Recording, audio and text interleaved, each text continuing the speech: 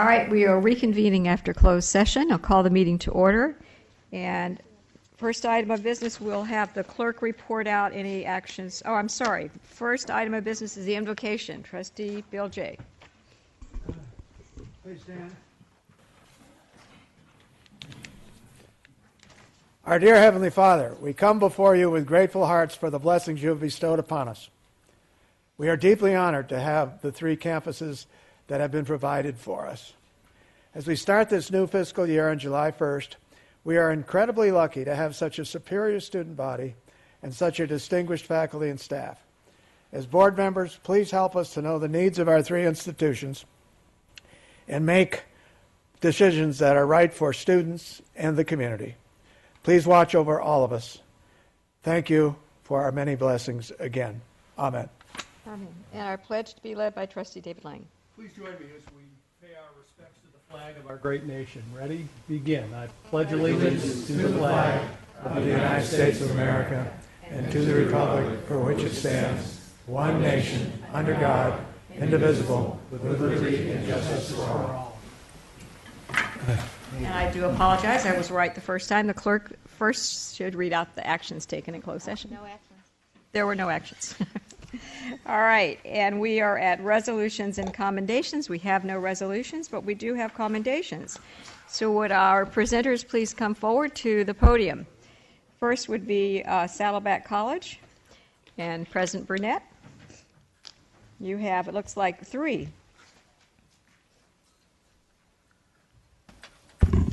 Thank you, Madam President, trustees, special guest with us here tonight. I'm very pleased to give 3 commendations for us tonight.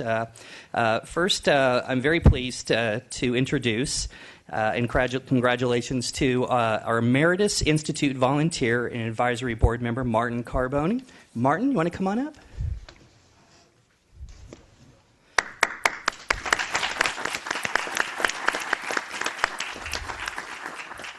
Let me tell you about Martin. Martin was chosen as the 2013 Seniors Making a Difference Award by Senator Lou Correa. This award honors distinguished seniors who have shown extraordinary dedication and contribution to the Orange County community. Martin will receive this award at a special Seniors Making a Difference breakfast reception in Garden Grove on June 28th. Martin's volunteer work for Saddleback College's Emeritus Institute has been essential for older adults in Orange County. On a daily basis, he serves as an advocate for students and faculty by utilizing his vast experience, knowledge, and energy in his role as a community activator, motivating seniors to stay active in education. Martin is actively working with legislators statewide to keep older adult programs and educational courses funded and accessible through the California Community College system. Through his efforts and meaningful work, he has bridged cultural differences and generational issues and increased older adults' technology skills. Martin has also contributed his talents as a photographer at Emeritus Institute events, helping us build our digital archive of activities.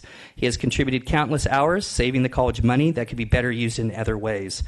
As a result of Martin's work, older adults have been able to maintain mental well-being, maintain physical health, remain engaged in their communities, reduce social isolation and depression, and increase their social and support networks. Martin wants to make sure he leaves the next generation with the same opportunities he has had. Thank you very much, Martin. Congratulations.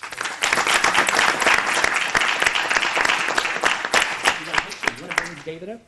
Let's bring up the director of the Emeritus Institute, and I got to find, sorry, which one you are. Here, yes, you can bring your wife. Would you like to? You want to introduce your guest? My wife, Janice. Thank you. Also an Emeritus Institute student.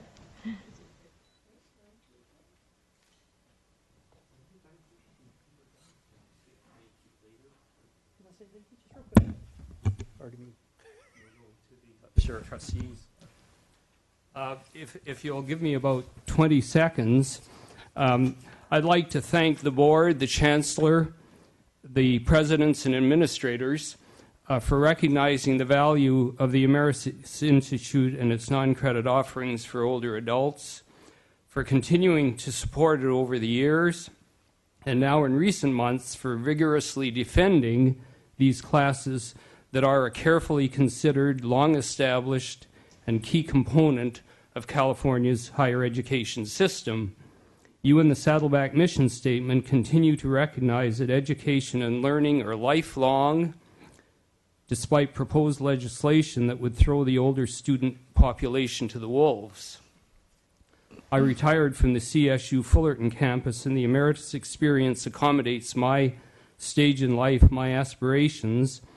Under the immediate leadership of Dave Anderson, and before him of Sandy Marzilli, the program enriches the physical, mental, and cognitive life of us older adults.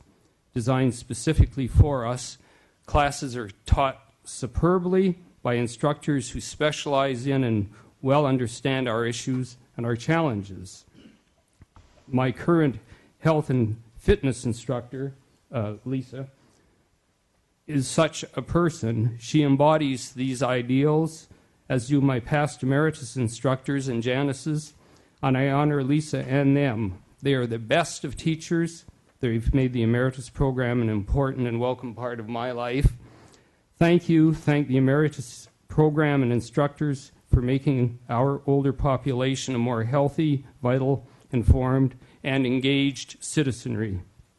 And at minimal cost, since the entire program is delivered at non-college sites through creative, collaborative arrangements and requires no or little college outlay for facilities, plant, parking, and so on. In sum, I am very proud and honored to be an emeritus student and volunteer of Saddleback College. I thank you for the award. It wasn't deserved, but thank you very much.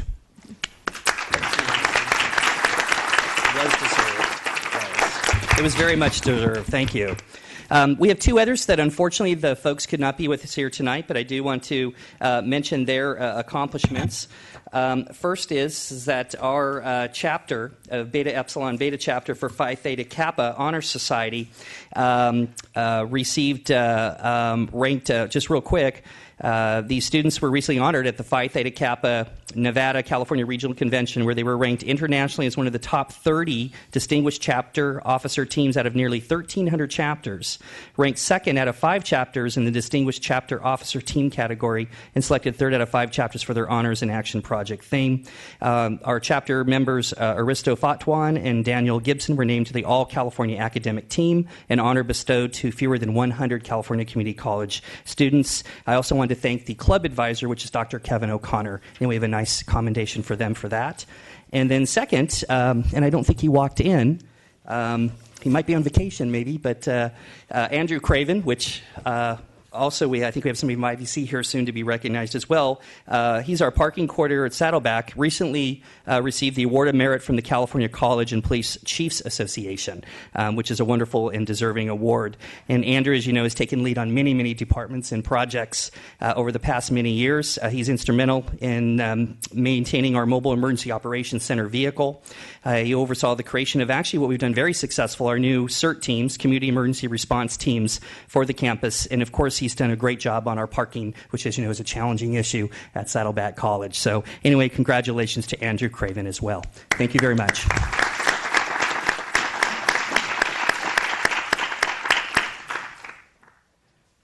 Yep, go ahead. Come forward, President Rockmore.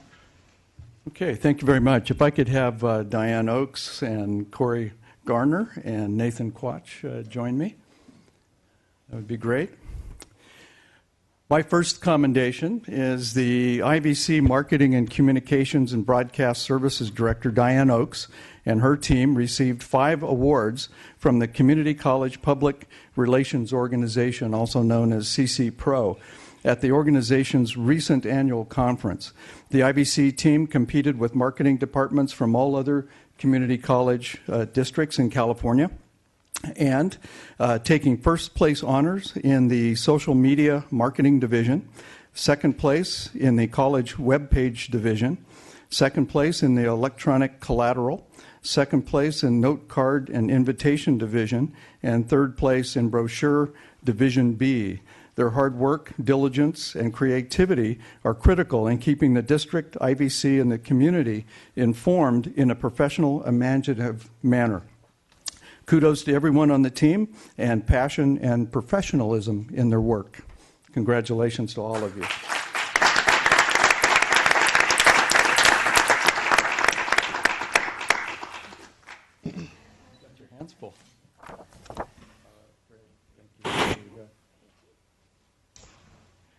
Okay, and if I could have Officer Mancini join me here quickly.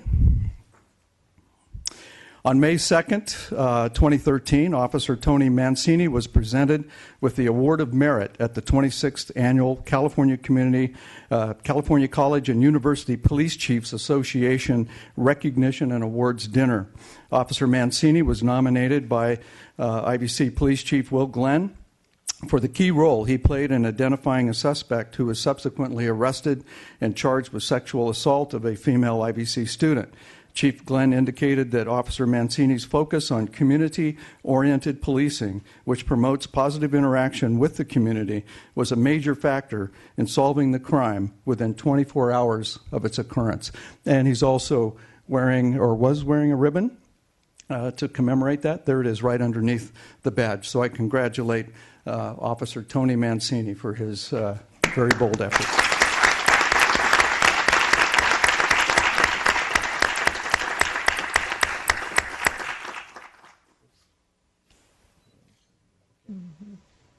Should have had a well there, yeah. All right, I think that concludes, excuse me, that concludes our commendations. And we are now at public comments, and we have one request to speak. Bob Cosgrove, please come forward. Thank you, President Cuthbert. Two items I'd like to bring forward. First item is the accreditation midterm report at Saddleback College is coming along well. And I wanted to commend Don Boucher for his steadfast work as accreditation co-chair with me. He's an excellent researcher, provider of information, and very thoughtful in the way we run our accreditation steering committee. I know Kathy Worley will be a fine replacement as Don undoes the saddle of accreditation, goes off for a well-deserved retirement. Saddleback has also made a very thoughtful decision to begin our 6-year full-term accreditation report in the fall of 2013. I've been recommending faculty for slots to fill on the 4 standards. And one of the reasons for the early start is that our WASC commission will be revising the standards in June of 2014. And we want to be well prepared for that. The reason for the changes, because the federal government, Department of Education, is making them make certain kinds of changes. One of them we know that will come forward will be online education. They're going to have a very serious look at that. And Saddleback College has been exceptionally well positioned for that. The second item is that on June 4th, President Burnett brought some 35 faculty, classified student leaders, along with key college administrators, together for a full-day retreat at the Norman P. Murray Senior Center in Mission Viejo. I know that Kathy Worley, Don Boucher, Carol, and Juan helped craft the program. And, of course, behind the scenes and in front of sometimes was Sophie Miller, our organizer extraordinaire. To engage people who have just finished a long spring semester is difficult, and I want to commend Todd Burnett for the skills he brought in keeping us moving through problem-solving simulations and frank discussions at our group tables about issues confronting the college and the district. I know we were all pleased by our student government participation, one of whom is sitting here with us, and they were particularly engaged. Their presence kept a face to why we are all here, to help students succeed. At the end of the day, Todd asked what we had gained, what insights we had arrived at, and my comment was the first one. I said, it turned out to be much better than I thought it was going to be. Carol Hilton seconded that, but it was an excellent presentation, and thank you, Todd, for your skill in delivering it. All right, thank you. I think we have another request. Is that right? Okay, you want to pass it up, please? Come to the mic, please.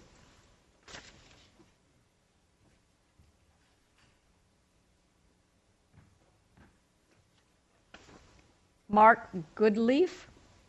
Yes, ma'am, thank you. I'm sorry, this is my first time. I'm not aware of the protocol. Thank you for forgiving my... And you have 3 minutes. Thank you, ma'am. I'd like to address the board in regards to... Please talk into the mic. Adjust it so it fits towards your mouth. How is that? Is that better? Yeah. Thank you. I'd like to address the board, thank you, in regards to IVC ATEP, the campus that is off of Red Hill, specifically in regards to the purported, I believe, layoffs that are coming up for vote tonight. I'm sure if the board were aware of the contributions to the Southern California Committee, it would not be considering this. Let me explain. First, I am an engineer by trade, and I teach there on hopefully for some time, but I'm fully employed by several people. I don't need to teach there, I just happen to enjoy it. They ask me to teach. Over the years I've taught for, or I've engineered for Dow, Disney, Nintendo, the Air Force Marines. I don't need to teach there, but I really enjoy it. They teach, I have taught many dozens of engineers from Medtronics, Newport Corporation, Massimo, Ball Seal, Rockwell, Curtis Wright, to name just a few. But that's not why I'm here, because the contribution that the school is making to Southern California corporations, I think, speaks for itself. The reason I'm here is because of the youth, and I'll admit that I was a little bit afraid at the at-risk youth and the possibility of teaching them, but I can tell you that through my classes, I now currently have 4 students that otherwise were unemployed or at minimum wage, that through their learning at ATEP are now contributing to the community. I see it red, I'll tie it up very quickly. Are now contributing to the community and making upwards of $20+ an hour, fully employed, now are very positive citizens with another 2 more to come that I know of, that would not have had that opportunity if it were not for ATEP providing it to them through the at-risk program. That cannot be provided through the junior college system that's typical. It has to be through some other route. And the board needs to understand that by cutting out the legs of the people that run that program, which is almost completely self-sufficient, it's cutting out the legs of all of Southern California for youth that are trying to get out of it. I went to USC. I was very fortunate. These kids did not have that opportunity, but they're making the most of their opportunities that have been given to them. Please don't take that away. Okay, thank you.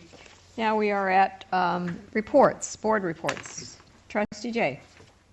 No board report this evening, Madam Chairman. Okay, next, Trustee Jamal.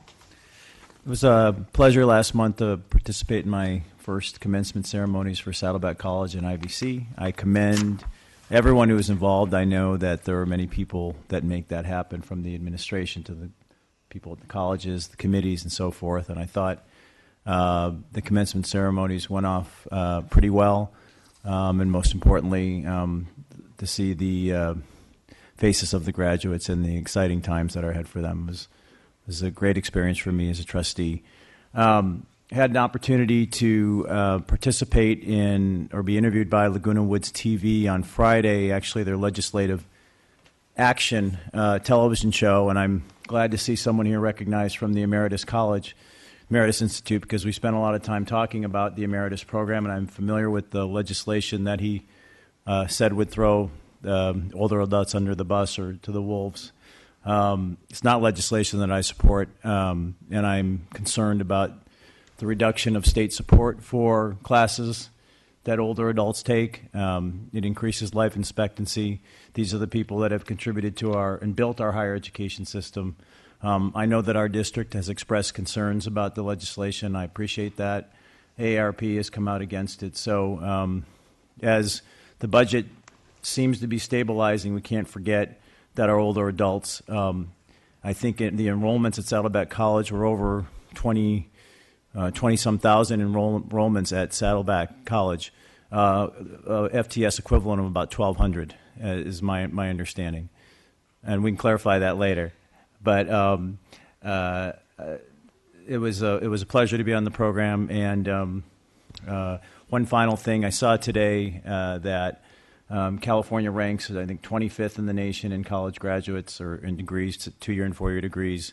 There still is a skills gap. Not all of it's related to degrees or certificates, but it's just mindful at a time when we're building up ATEP.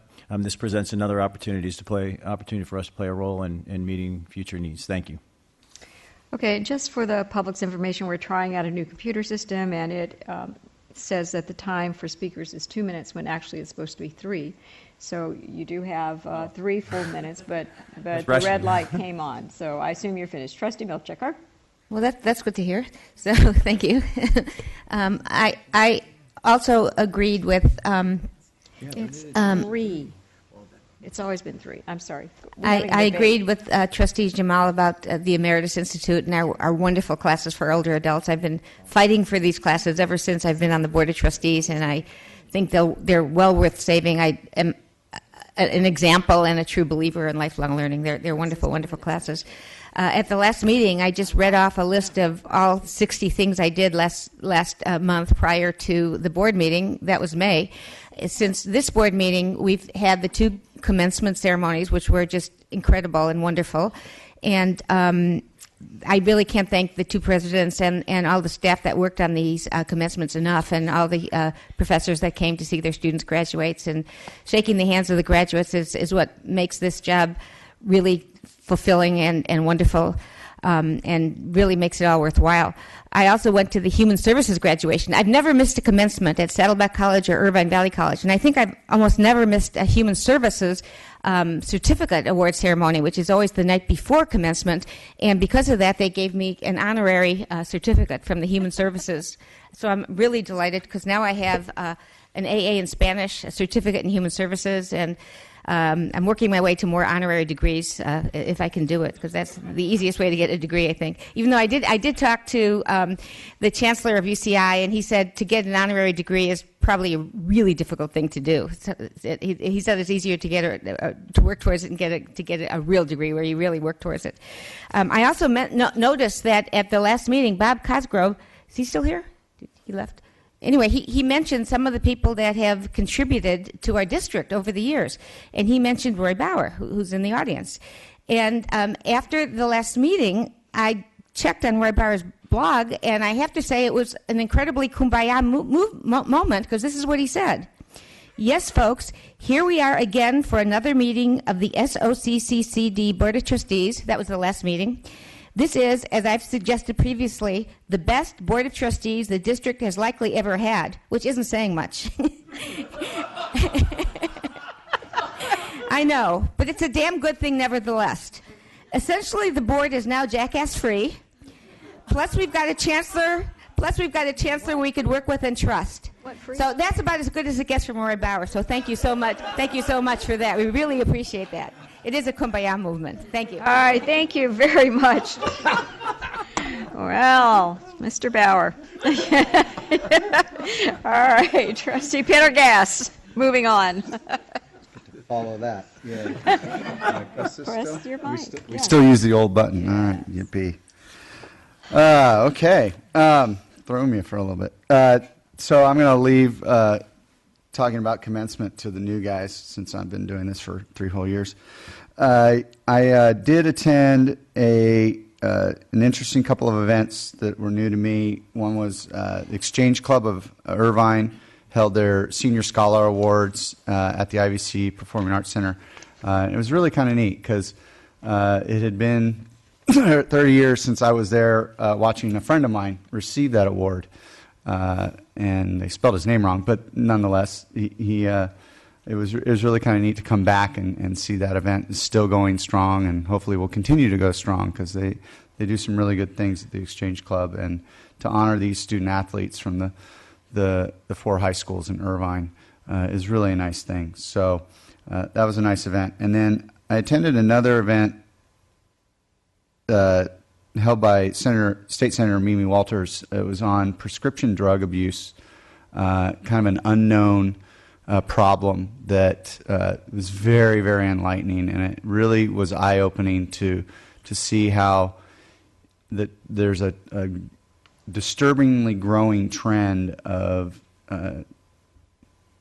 all ages abusing prescription drugs, between people getting addicted to drugs that they've been prescribed, all the way to the other end of the spectrum of people getting a hold of drugs that aren't supposed to be for them and abusing those, and then that leads to other problems. And then all the information about proper disposal is all available online on how to do that. It's something to do with put them in a Ziploc bag with 110-degree water and add some kitty litter, and then it's okay to throw in the landfill, and it decomposes it. So very, very interesting stuff. Getting a safe or a locking box to put your prescriptions in so nobody else can get them besides you.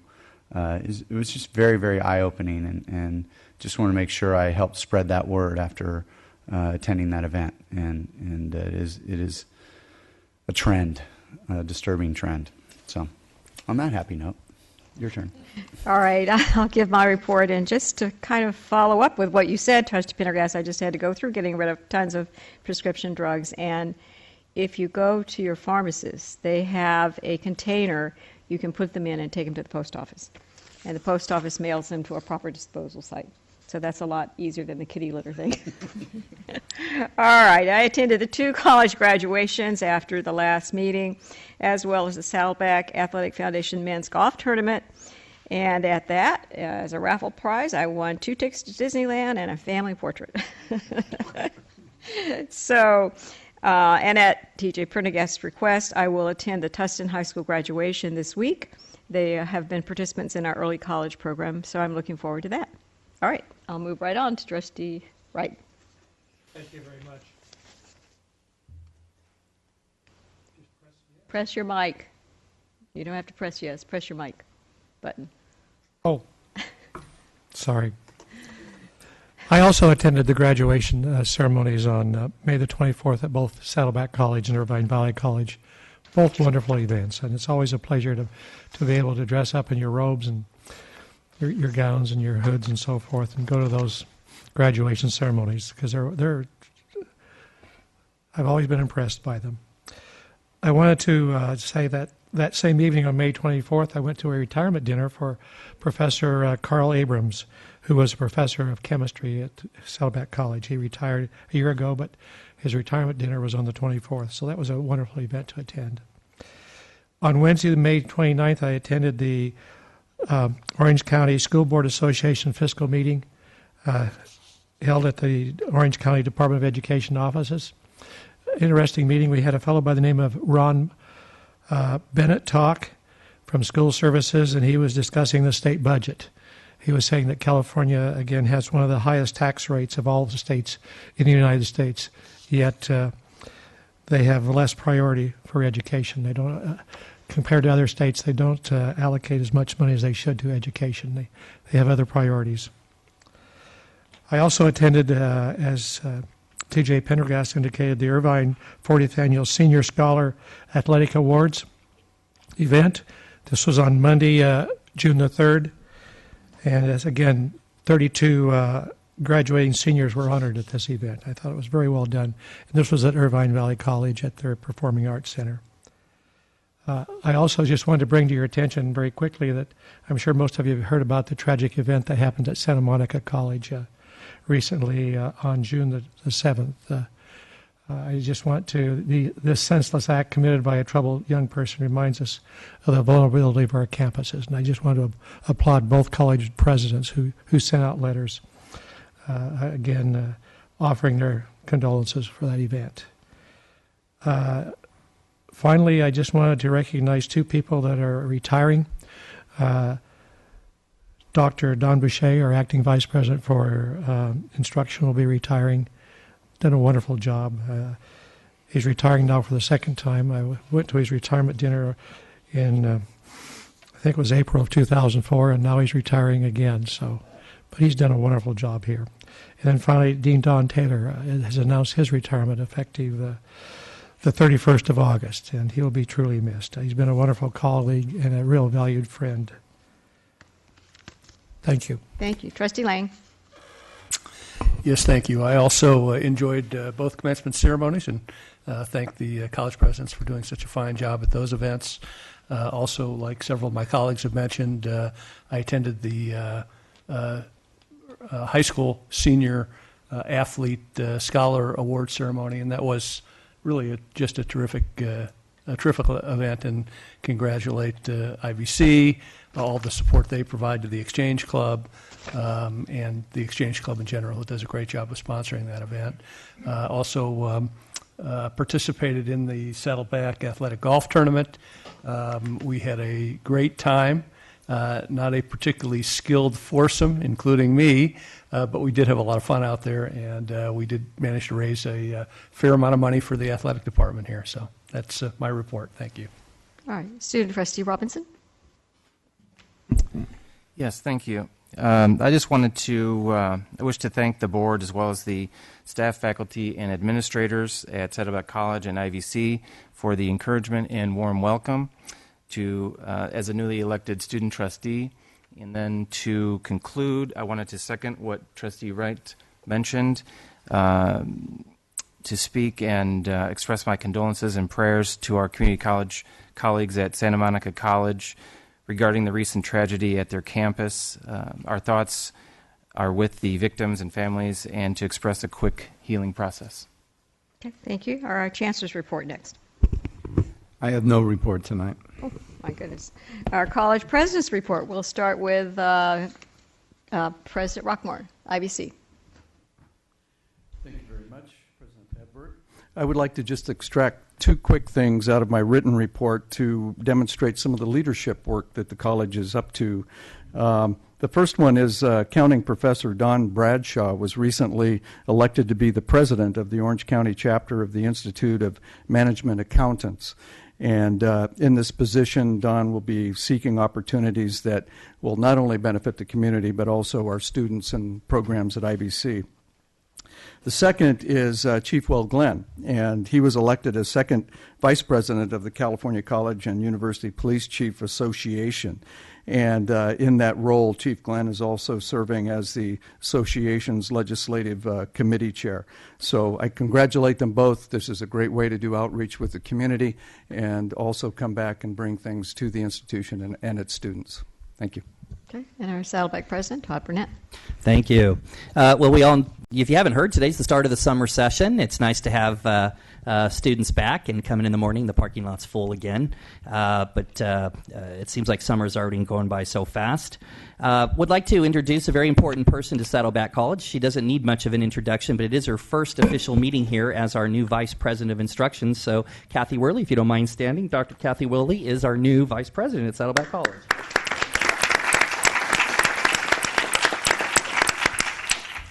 Wanted to thank everybody again for their fantastic contributions to our May 24th commencement. It was actually one of the best attended commencements at Saddleback College, and we certainly appreciate in particular, the large turnout of our faculty and our classified staff. It was really wonderful to have them there. Wanted to thanks to all the people, but special recognition to Audra DePadova, Jenny McHugh, Sophie Miller, and the maintenance staff, who really are kind of the chief people that really make this and get this going. Of course, there are many others who also organize the event. I also like to thank the Academic Senate for bestowing an honorary degree to our commencement speaker, Chancellor Michael Drake, who was an exceptional speaker. As Dr. Cosgrove mentioned in his opening public comments, kind of stole my thunder, Saddleback held its first actually annual governance retreat, and that was a full day of workshop for our leadership of our Academic Senate, Classified Senate, Associate Student Government, CSEA, and managers and administrators. And it was there to discuss participatory governance, how each governance group operates, the role of our consultation council, and how we all can work more effectively together over the coming year, and it was a great success. We will be doing it every year. This is the time for retreats, and our executive team retreat was last week, in particular with our new Vice President of Instruction. It was particularly a wonderful two-day retreat, and our Foundation Board of Governors retreat is this Friday, and there will be more coming the rest of the summer. But with that, happy 4th of July, everybody. Oh, okay, thank you. And now we have one board request for report by T.J. Pendergast. So I'm going to ask him to present it, and then we must take action on it, right? All right. As I had mentioned at the last meeting, we had received a presentation in the district I work in about the impact the Affordable Care Act is going to have on our district health benefits for the classified and certificated employees. There was some particular concern about the Cadillac tax and things of that nature, and so I just really wanted to make sure that that we were getting the same sort of information for the board as well as the public to know, as well as our employees to know what may or may not be coming down the line from the implementation of that legislation. Okay, sounds like a good report. So let's vote on it, please. Where? Push the button where you button. All right. I'm not seeing that.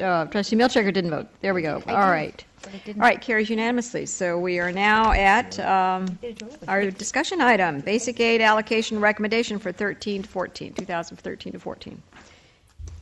And Deborah Fitzsimmons will make this report.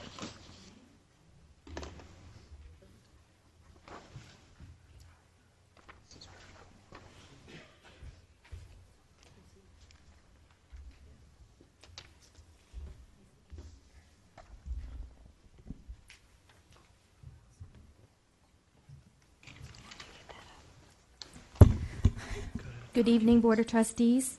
As you recall, last year was the first year that we had the new process for recommending basic aid allocations in place at the district. Both last year and this year, the process went relatively smooth. We put the BP and AR in place because we needed to address accreditation concerns about having a defined process for making recommendations for these important budget allocations. So tonight we'll have a report on the basic aid allocation recommendations for the board. BP and AR 3110 were established to ensure basic aid funding recommendations followed a transparent, participatory, and inclusive process, and that planning drives all basic aid funding recommendations. The committee, BARC, is the district-wide participatory committee responsible for making recommendations to the Chancellor. We have several BARC members here this evening that I'd like to recognize that took part in this process. I'm looking here, I'm seeing Bob Ramucci. We also have several people here. David Katrian. Could you talk into the mic a little more Linda clearly? Fontanilla. Okay. Brandy Delana. John Azarovich. John Edwards. Carol Hilton. Kim McCord. There's several people here this evening that are part of BARC. Okay. The BARC received recommendations from district-wide planning committees, both KIC, which is the Capital Improvement Committee, and DTC, which is the District Technology Committee. And those recommendations were based on various plans, the Educational Facility Master Plan, the Strategic Plans, Informational Technology Plan, and other planning documents. BARC met this spring semester to review the various plans and the funding priorities for basic aid funding. And they finalized recommendations to the Chancellor on May 3rd. The Chancellor and the college presidents support the BARC recommendations as presented this evening. And the BP and AR 3110 were strictly followed, and the process went relatively well. BARC discussions were collegial, input was broad-based, and the final recommendations were reflective of the mindful discussion and integrated planning efforts. If you take a look at your item 4.1, specifically on page 2 of Exhibit A, you'll see a table. And this table has the total property tax revenues estimates and the net student fee revenues totaling to the total revenues in the far right column of that table. How it works to get to the net amount available for basic aid is that the DRAC model is applied first. Then the contingency of 20% for unrealized tax collections are taken off that. You get amount available for allocation. After that, you take off the top the long-term obligations and fixed expenses to get to the net amount available for BARC allocation. That's the amount that BARC has to work with at the committee. That's the total amount they have. The packet is quite thick that you have in front of you. It has a lot of the information in detail regarding the recommendations, and you also have a summary of these items on Exhibit A, page 1. And the details are as follows. There are capital projects that are on page 3 with descriptions of those projects. Those projects are listed out for both colleges, and they total $26,468,000. There are also other types of capital-related items, such as construction defects and code requirements. They're listed on page 5. Those total $1.4 million. There's also some specialized services, legal consultants, and technical things to support the capital programs. Those are listed on page 4 and those are $3.3 million. Listed are the scheduled maintenance projects on page 7, and this is the amount that's only for the basic aid portion. As you recall, in the BP&AR, we required a 50% match for the colleges to match that same dollar amount. So the basic aid portion is $2.150 million. We also have small renovation projects on page 6, and those total $5,750,000. And we have district-wide technology projects. There's quite a bit of information compared to last year because there's a project sheet for each of the various projects for district-wide technology, and those follow on page 15 through 37, and it is almost $11 million of projects there. We also have an IVC debt retirement for energy management loan. It's on page 38 and 39. You'll see a memo from the college president, $2.2 million. And then ATEP operations, page 11 through 13, a little bit under $600,000. And then an item for union officers is required in the contract. We need to have the unions to have some space. And they've been bumped from space to space. And this $100,000 that's allocated will be able to equip them and place them on the Saddleback campus as you come into Health Center Drive. There's an information center. It used to be an information center, and that's renovating that building for them to be able to be housed. And that's all the unions. So the total recommended for allocation for basic aid is $52,853,446. There's a lot of information on these pages. That's why we have the college facilities director as well as the executive director of facilities planning here tonight to be able to speak to any of these questions, as well as Barbara Mucci for the IT side. This item is presented for information and discussion for the Board of Trustees, and you'll find that all the BARC recommendations are already included in your tentative budget packet that is item 6.1 in the agenda tonight for your approval. Does anybody have any questions? Trustee Pendergast? Yeah, just knowing this is the second time we've gotten something like this, and the transparency that came out of the accreditation report and stuff, it's a lot of work, but it's really nice to see so many groups involved and making sure that it's not, a top-down, this is what we're going to do, and they all have the input. And I hope that the groups agree with that and feel that they do have legitimate input. I know how some committees can work in some districts, and it seems that this is a really good thing. So I'm glad to see this. It makes it a lot easier to approve when you know that you're got a lot of involvement. Okay. Any other trustee comments? Trustee Jamal, you didn't push your button. I pushed both buttons. The screen and the Okay, manual button. the screen is not working. It says request to speak. It doesn't work. Okay. So we will let you speak, though. Thank you. I echo Trustee Prendergast's comments. It's- I just had a It's not on my screen. question, I Back guess, this for up. Dr. Bramucci. You did very well in this budget, from what I can see, and I support the investment in technology that we seem to be making. It's a big part of this allocation. I'm just wondering, nearly 20%. I'm wondering, there's a lot in here. It's a big section. And we don't have a tremendous amount of time, but if you could just maybe summarize how this investment is going to improve student preparedness and success. Okay. I'll highlight one program on there, and that is the Student Success Dashboard. This is coming down eventually from the Student Success Task Force. What this project will do is to place all of the information for a given student on one page for them so that they can see their success, their progress, how much they have left to go. That's probably the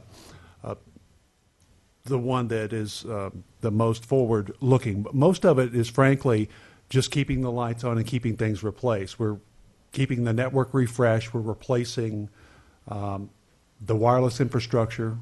We're replacing the wired infrastructure. We're replacing about 25% of the desktops on both campuses as well as the district. We're replacing a good number of the end-of-life servers in the server rooms across the district, of which we have hundreds. So if you have a question about a specific project, but probably the one that is most pointed directly at student success is going to be that student dashboard. We see it as the culmination of a lot of the other work that we have done, being able to bring together, say, Sherpa, My Academic Plan, and bring all that information for every student. So to be clear, this is not a dashboard for administrators or for staff. This will be an individual, personalized dashboard for each one of our district's 43,000 students, and we're excited about that. Excellent. When will that be operable or online? That one's supposed to be a year project, so it's contingent upon the board's actions. Okay, thank you. Okay, thank you. So there's a little confusion because we have a second television screen. Do not use that if you want to speak. Push the button on your desktop. We are not fully operational or trained on the new television screen. Has everyone got that? Okay. Yeah, it says push button. I thought I had control and I don't. All right, so we'll move on now to our next item, which is, I believe, the consent. Which button doesn't work? The one on the screen says request to speak. All right, so I have the like other you- one pressed. Yeah. You pressed your old button? Yes. And I wants to did too speak. before. And I did the same thing. I did the same And it thing didn't too. come up, so there's a lot of mix-up.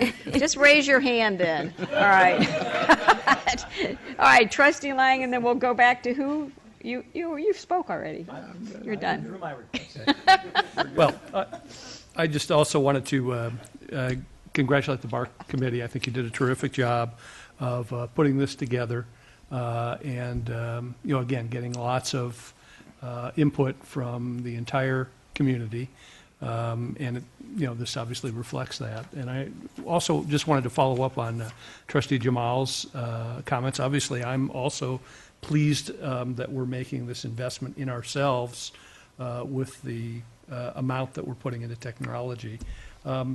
It seems to me that at one time we had some discussions about some of this actually perhaps generating a revenue stream for the college, which with some of the innovative work that we're doing.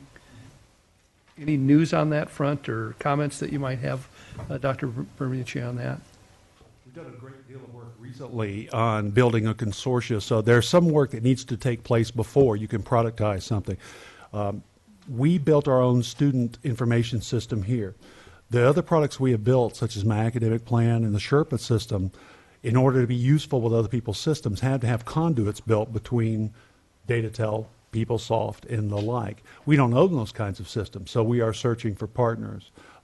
Chancellor Douglas Houston of the Yuba District up north has built a consortium of several colleges. Hardly a week goes by that we don't hold a webinar trying to entice a partner to do this. And essentially what they would be doing is swapping that conduit work in exchange for being able to use the product for either free or a lessened amount. So with an ultimate goal towards, once the conduits are built to the three main systems that are used in the country, we have made these systems available to the California community colleges, and our hope it will be used without license costs by 2.5 million students, and that can act as the springboard to give us the kind of marketing visibility that will allow us to productize outside the state of California. Okay.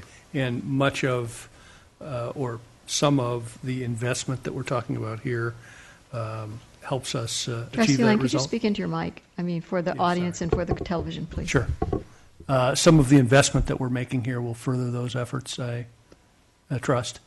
Yes, the direct reason why we do this, though, is to receive the ROI with our given students. So, for example, MAP now has over 100,000 plans. We have over 14,000 downloads of the mobile product. But ultimately, you are correct. Okay, thank you. All right. Does anyone else want to speak? Raise your hand. Thank you. We are now at the consent calendar. All right. And we have items, it's 5.0 and 5.1 through 5.25. Anyone wishing, I'm sorry, yes, Vice Chancellor It's a correction on item 5.25.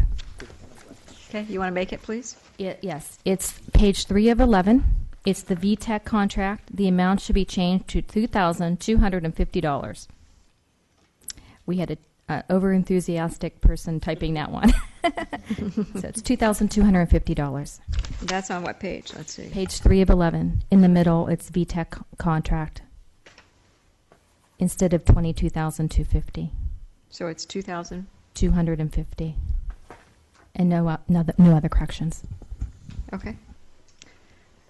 Yes, Trustee Lane. Yes, I'd like to. Talk into your mic.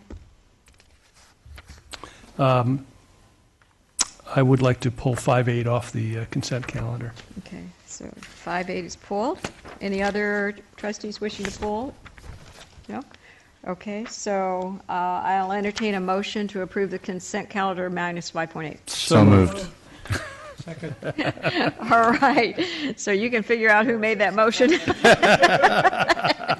Trustee Wright seconded it. All right, so let's vote on that item. Try your buttons, please. Thank you.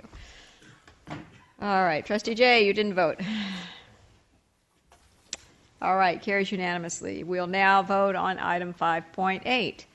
And do you want to comment, Trustee Lang? Well, yes, I was frankly confused with 5.8, and even though it's been explained to me, I still am confused on this item because it sounded to me like we were filing a notice of completion on something we were extending, which didn't make a lot of sense to me. So, well, I'm sure Brandy. But Brandy will explain it. Sort you out.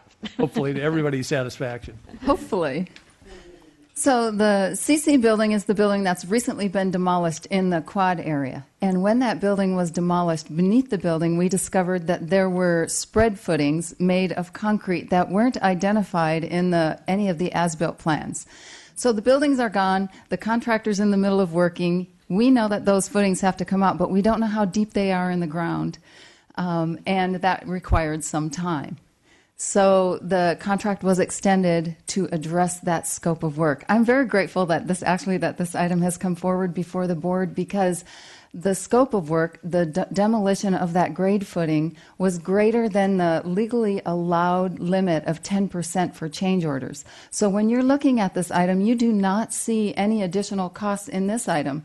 But next month, when you see the ratified contracts, you will see that we worked with Orange County Department of Legal Counsel to write what's called a settlement agreement. And that settlement agreement is for $21,000 and addresses the removal of those spread footings. So this contract is complete. It's a notice of completion for this contract. There was an extension of time, but the cost could not be addressed until this ratified contract will come to you next month. A little confusing, and I apologize for that. I think that's very clear. All right. Are you not clear? All right. Sorry. Well, I still don't understand the fact that we're working on this thing and then approving the notice of completion. Your mic, please. No. Okay. I'm still troubled by the fact that we're working on this contract, and at the same time you're asking us to file a notice of completion. That part I still didn't. Because the contract did not include this new found problem, correct? And the work is complete, actually. So The all of the work that was necessary over there is complete. The extended issue was related to resolving a secondary contract, but the work's all done. Okay. I'm going to trust you on this one. Thank you. I appreciate that trust. Thank Smart you. thing. Do we have a motion to approve this item? So moved. Thank Second. you. Trustee Jamal, Trustee Prendergast seconded. All right, let's vote on the item. Trustee Milchecker, carries unanimously. All right. Now we are at general action item 6.1, the tentative budget. Vice Chancellor Fitzsimmons is back with us. And everyone has a hard copy of your budget, so please get that out.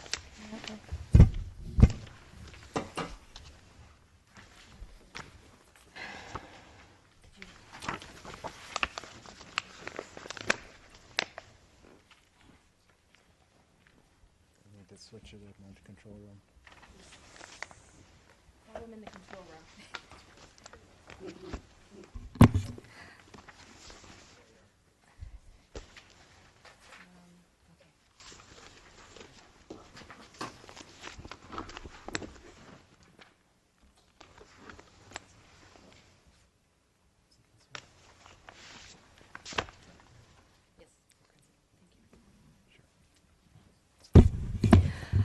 All right, you have before you item 6.1, which is the tentative budget for the district. As part of the item, you have your budget booklet as well as the item. You could take a look at it. You can see that the total funds for the district are $586.1 million. That consists of two major fund groups: general fund unrestricted and restricted funds, and then other funds. And the unrestricted and restricted make up the general fund, and the other funds are categorized from funds related to community education, child development, capital outlay, self-insurance, and retirement and OPEB benefits. And you can see that the general fund makes up $231 million, and the rest of the funds are $355 million. So it's a very significant budget. SB 361 revenue allocation is our base budget. And as part of that, as you probably have been following the state budget, we have COLA this year for 1.57%. That's about $2 million. And we also have growth funding, which is 1.63%, which is also about $2 million. We also have a significant ending balance from last year carrying forward of over $23 million. Property tax revenue increases are estimated about 1%. And our enrollment fees are remaining flat at $46 a unit. As you may recall, we have a 7.5% reserve for economic uncertainties, and this is what everyone calls the board reserve. That's $11.2 million. That reserve we cannot tap into without coming and taking action by the board. PERS was estimated at 12.5% when we did this budget, but we got news last week that they voted on a lesser rate. So you'll see in the final budget that it's going to be about 11.4%. So that's good news for everybody who budgeted the 12.5% in their budget. So it's going to save the colleges some money. STIRS is flat at 8.25% of salaries. The unemployment insurance is a decrease from 1.1% to 0.05%, and that's also saving district-wide some funds in the various budgets. The workman's compensation rate is remaining flat at 1.8%. Some of the other assumptions include our salary increases. Step and column increases were built into the budget, and the COLA increases will be built into the final budget when the budget is signed. We expect the governor to sign in the next few days. Health and welfare benefits are about 7.5% estimated increase for tentative, and that's going to be updated to final budget after renewal amounts are known. Property and liability expenses are at an increase of $50,000 and compared to last year, and that's also going to be updated for final budget. Proposition 30, which they call EPA funds. This funding plan for Proposition 30, we're required to have the Board of Trustees approve which part of this budget we're going to spend Prop 30 funds from. So you're going to see that the revenue is estimated at $2.7 million, and in the expenses, we're budgeted for part-time faculty salaries and benefits. And that's because it's recommended that these funds be done for not ongoing base salaries or ongoing commitments, but something that's more flexible. The final expenses are to be reported, and we have to post them actually on the district website. Our available basic aid funds, you've already seen this in the basic aid report that we just had, and here's just a recap of that. These are built in the budget for tentative. Again, this is a recap of the total basic aid expenses that you already saw in the previous report. Other important things to note is that the college FTS targets increased by the 1.63% growth that we had budgeted in the budget. This increase enables the college to grow and meet student demands for courses. I also want to point out that on page 14 in the budget book, I did add a table that showed the FTS for the colleges, and it also has a little bit of history there. And so that's a new table for your budget booklet. State categorical funding is budgeted conservative at 0.95 of last year's final budget. And that's what we tentatively do at tentative budget because we usually don't have information. We want to be as conservative as possible with this version of the budget. Funds 71 and 72, retirement benefit funds, account for retiree benefit expenses and the OPEB trust. And that's fully funded. Looking ahead, state budget is not final, but it's very, very close. As you know, you probably heard, there's $38 million more in state categorical funding that was proposed by the governor. And this includes $15 million in DSPS, which is for disabled students, $15 million for EOPS, and $8 million in CalWorks. And those are our three major categorical programs here at our district. So that's really good news for those programs. Also, when the state buys down the apportionment deferrals, it frees up funds in the next fiscal year that may then be allocated for other uses like growth and categorical funding. So even though it seems as if deferrals don't help us because we're self-sufficient and won't rely on state apportionment, it could indirectly help us in future years in other programming. We have lost purchasing power of about 18%. We're estimating from lost state COLAs over the last 5 years. The last time we had a COLA at the state level was in 2007 and 2008. So this year is very positive because we are going to get some COLA. It might be small, 1.57%, but it's the first COLA we've had for 5 years.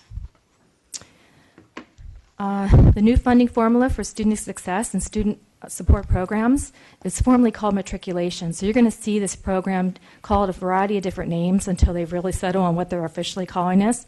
But $50 million were added to the statewide to this program, and it's going to come back in a form of, we're thinking some kind of formula that's going to be distributed through. We're not sure how it's going to be distributed this next year, though, this coming year. So more to come on that one. Also, very, very new, last week we had news, $30 million in scheduled maintenance and instructional equipment monies was approved. Okay, this came out of the blue. We were really surprised about this. We haven't had scheduled maintenance for many years as well. We thought we'd never see scheduled maintenance again.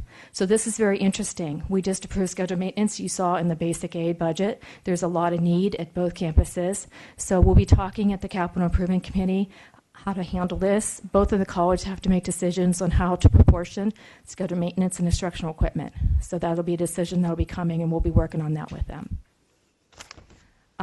Again, we talked about the state deferrals. The original May revised had $63.7 million, but the pay down is really being recommended for $30 million. The final budget will be brought to you in August. And by then, we'll have all these various pieces of information final in the budget, the PERS rate, everything's going to be in there as exact numbers, and you'll be approving that at the August board meeting. That's all I have for you tonight. Thank you. Do you have any questions? Very good news. I appreciate it. Let me just make one comment before I take other questions for you. The basic aid expenditures are only going for one-time expenses, not ongoing. That is correct. Requirement of this board. All right, Trustee Pendergast. Actually, I think somebody clicked in before me. Oh, I'm sorry. You need to raise your hands because this thing is just not working. Oh. Who clicked in first? You did. Go ahead, Student Trustee Robinson. Thank you very much. Dr. Fitzsimmons, it seems that appears that the revenues are in a healthy status. Do you anticipate the position to keep enrollment fees at $46? Do you think that's a sufficient amount for the foreseeable future? That's something that's really often a politically statewide issue. You know, as you know, the state fees are set on a statewide basis. It's hard to say because it really depends on how the state budget collectively does over the next few years, whether they're going to be able to keep those and maintain those at a flat rate. All right, now Trustee Prendergast. Yeah, I just had one comment and then a question here. So just to make sure we're clear, we're waiting for the governor to sign the current budget that passed out of both chambers, but it really can only be good news, right? It's more money than we were budgeting right now and expecting because they decided to put more money into education. It's a very positive budget for the community college system as a whole, and it's very positive for our district. It's hard to say whether it could be good news. He has veto power on certain bills because not only did the House and the Senate's vote for this budget on Saturday, which was the legal deadline for them to approve the budget, but they also approved at least a dozen bills related to our system. So it's going to be interesting to see which bills pass. Okay.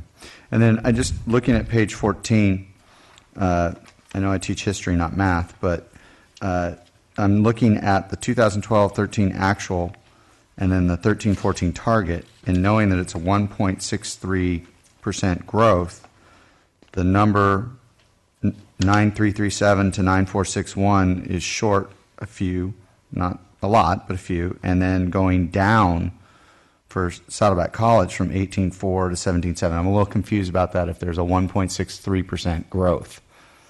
Okay.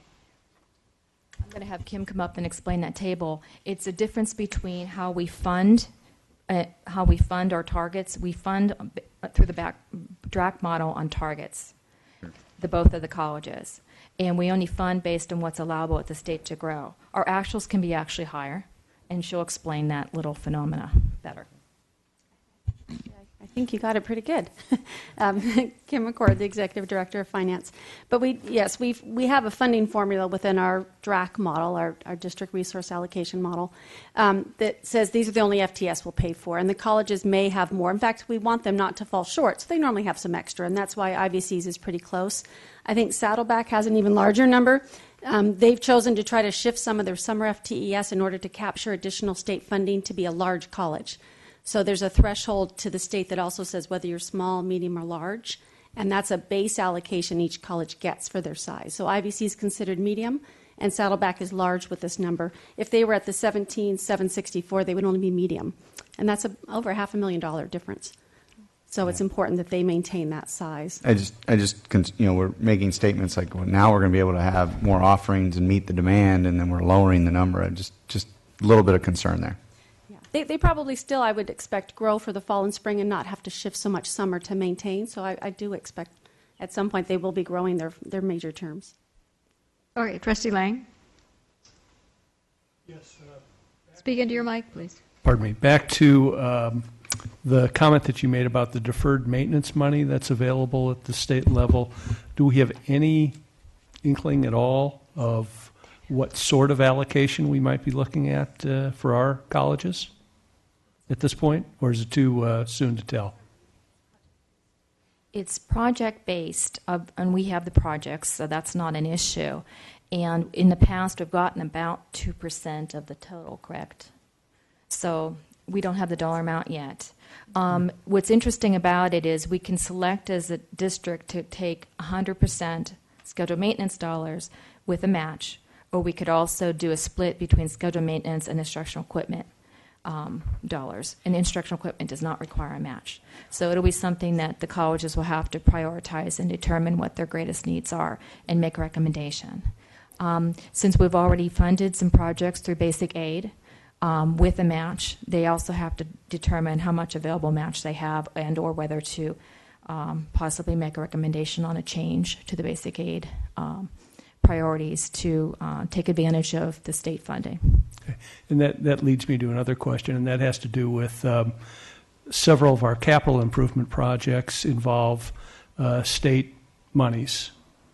Aside from the deferred maintenance pot, if you will, how is that going to be affected, if at all, by the state budget?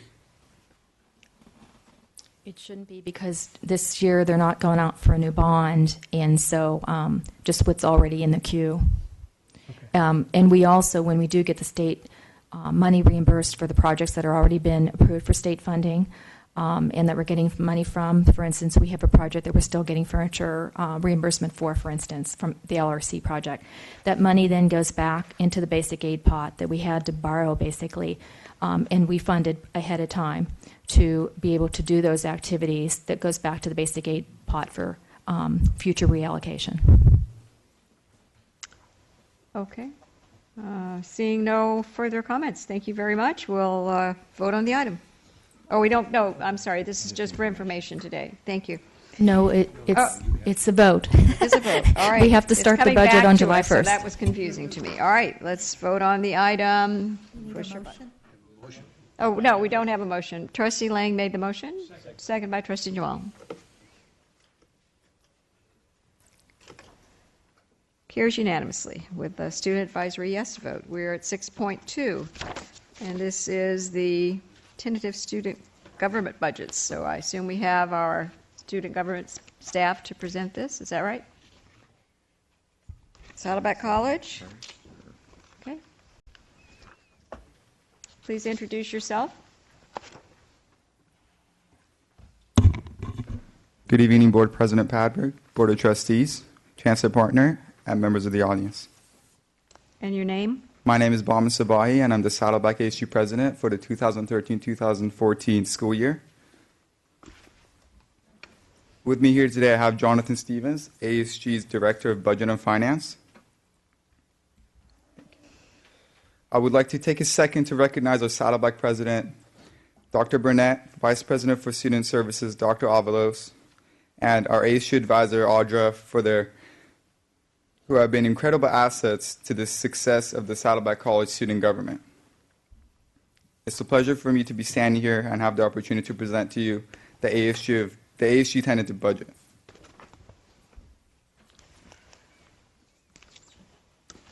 The mission of our budget is to effectively manage budgetary resources to support student success and enhance student life through programs, advocacy, and awareness. This is the budget process followed by ASG and within divisions.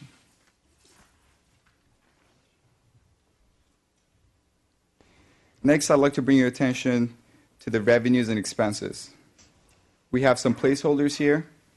For example, the beginning fund balance that is estimated based on last year's budget. Under revenue, we have our contract revenue, the bookstore, cafeteria, and vending, and our ASP activity sticker sales, which in the next few years we seek to see every student purchasing the stamp to fund more activities on campus. Next, we have the uses of funds. Here are the numbers, and I will explain what they're for in the next slide.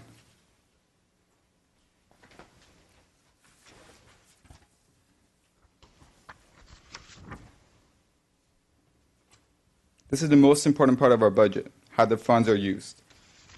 Campus life. We are proud to have 3 new councils on ASG, the Veteran Student Council, the Honor Student Council, and the International and Diversity Student Council. The Peer Mentoring Program. The Peer Mentoring Program assists students in their social, personal, and academic acclimations to Saddleback College. The Challenge Grant. We were able to maximize the ASG scholarship contribution by matching donors with 50 cents for every dollar. The ASG and LRC Crunch Time. We work alongside the LRC to extend library hours during finals week. The program was extremely successful. We were able to give the students the opportunity to crunch before finals. As a student, I can say with sincerity that the programs funded by ASG directly benefit the students and promote success. Thank you for your time and attention. At this time, I will take any questions you may have. All right, Trustee Lane. Talk into your mic, please, Trustee Lane. Yes. First of all, Mr. Spy, I want to congratulate you on a fine presentation of the Saddleback ASG budget. I think you did a wonderful job. I noticed that we are starting the year with a pretty healthy beginning fund balance, and you are effectively using, based on what I see, all of the funds available, except, of course, for the emergency reserve, for the different categories that you've indicated, which would lead one to believe that you wouldn't have an ending balance at the end of the year, although I know that's probably not going to be the case. Perhaps you'll comment on that?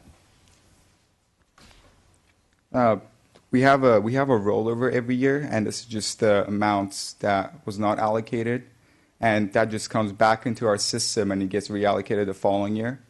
And that number is just an estimate based off of last year. So in our final budget presentation, we'll have the actual number, actual percentage. Okay, so we can expect to see something along those lines when we get to the final budget? Yes. Okay, thank you. Okay. Seeing no other trustee questions? No? All right, we'll go to IVC's budget. Thank you. Thank you.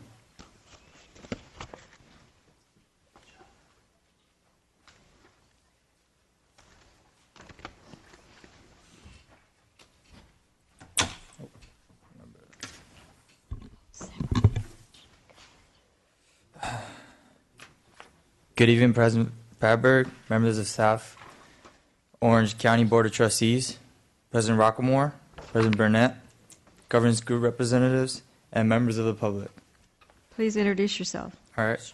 My name is Ji Chung, and I'm the IVC Student Government President for 2013 through 2014. I'd like to first thank you for this great opportunity of letting me present to you today. And I know everyone here probably had a long, busy and tiring day, so I'll make this presentation as quick but clear as I possibly can. So just please bear with me for just a few more minutes. Well, anyways, it is my pleasure to present to you the ASIVC tentative budget for 2013 through 2014. There will be an opportunity at the end of the presentation for questions, so if you just hold on to your questions to the very end, it will be greatly appreciated. Thank you. I'd like to first begin with the process used to develop our ASIVC budget. As you can see on page 1, ASIVC has a Budget and Finance Committee, the BFC, which is outlined in our Constitution. First, we send out requests across the campus to all who want to submit for ASIVC funding in early spring. Then, the requests are reviewed by the BFC at the end of the semester, with members of the committee consist of outgoing and incoming ASIVC officers. Finally, the BFC determines if the request will be funded based upon criteria of our Constitution, board policies, use of funds, and funding availability.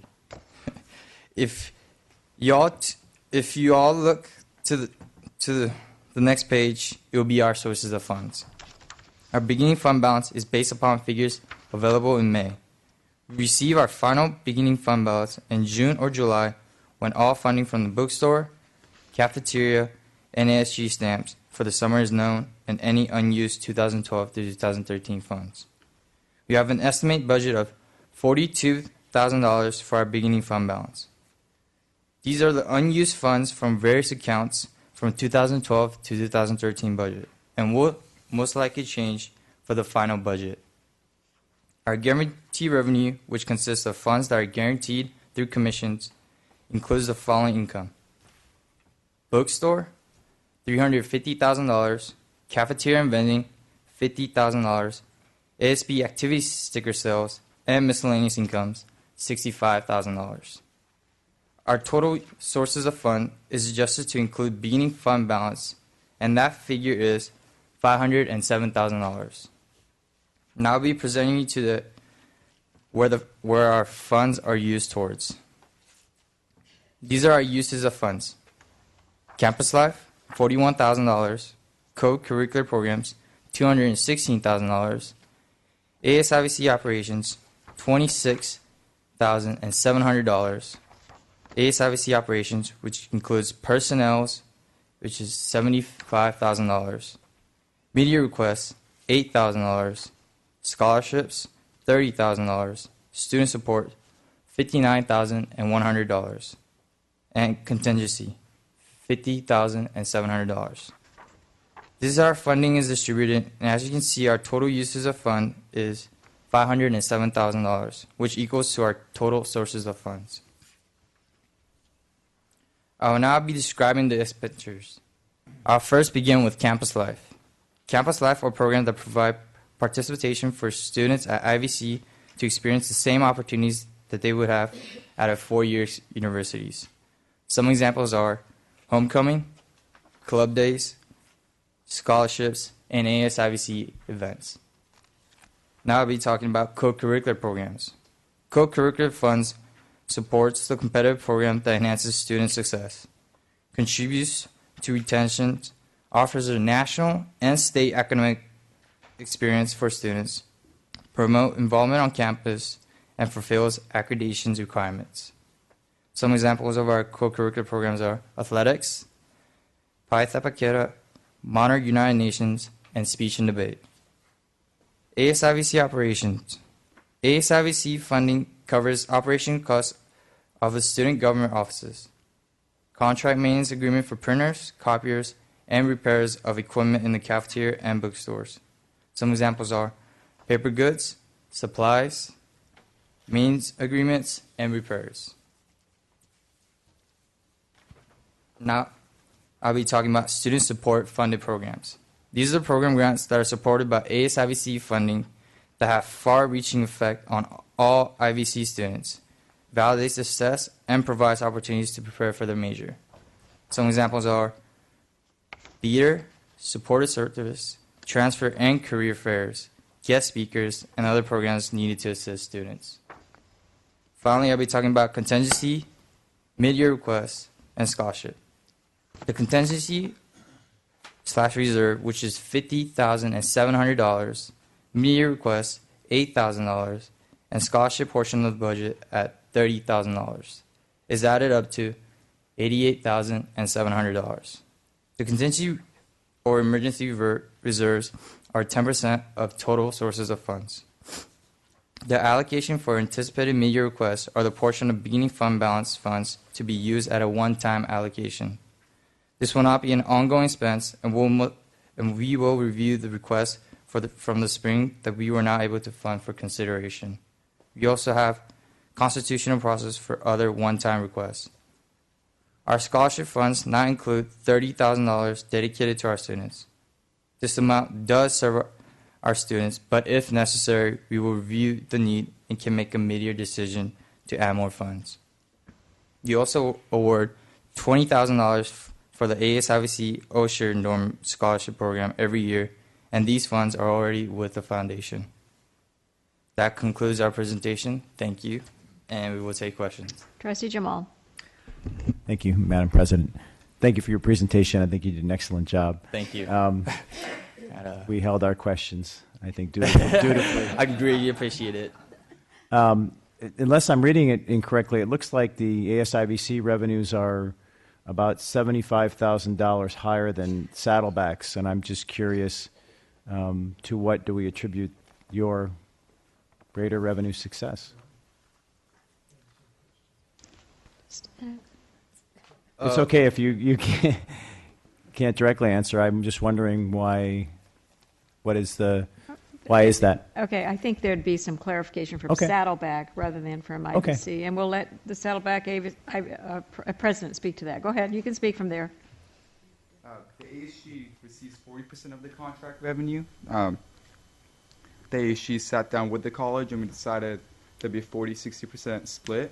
That's why on our budget is only the 40% presented on there from our contract revenue, as I think you guys keep the full 100%. The reason of the split was that ASG wanted to fund the 60% of the contract revenue was not in alignment with the ASG's mission. So it was separated. They still fund certain things, but now we fund the activities and programs that directly align with our mission. Okay. Could I ask President Trustee Burnett to Wright? comment? Yeah, and either Audrey DiPadova or Carol Hilton could oblige as well.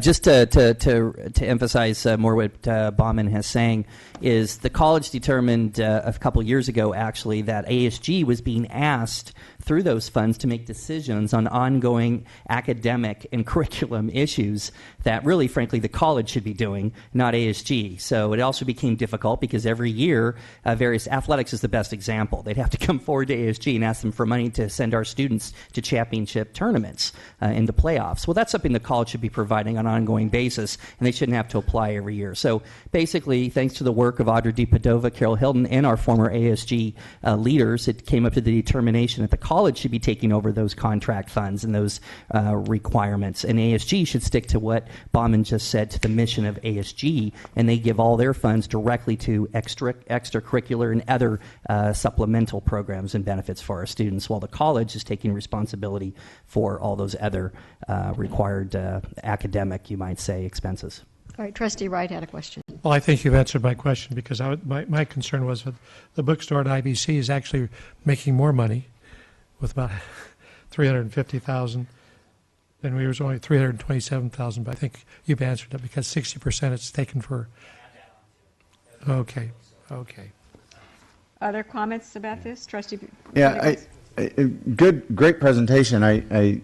You both did a good job. I'm still kind of new at this, but I do sort of remember, and correct me if I'm wrong, which I'm probably not, but it's nice. I think in the past we've gotten a comparison on what your budget was this year to see if there were increases or decreases in change from one year to the next so that we could kind of see that. Vice Chancellor Fitzsimmons wants to speak, please.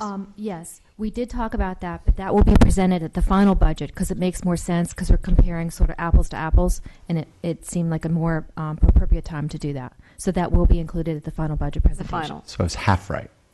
You were right. Just 2 months earlier. Split hairs. Okay. All right. Any further comments? Student Trustee Robinson.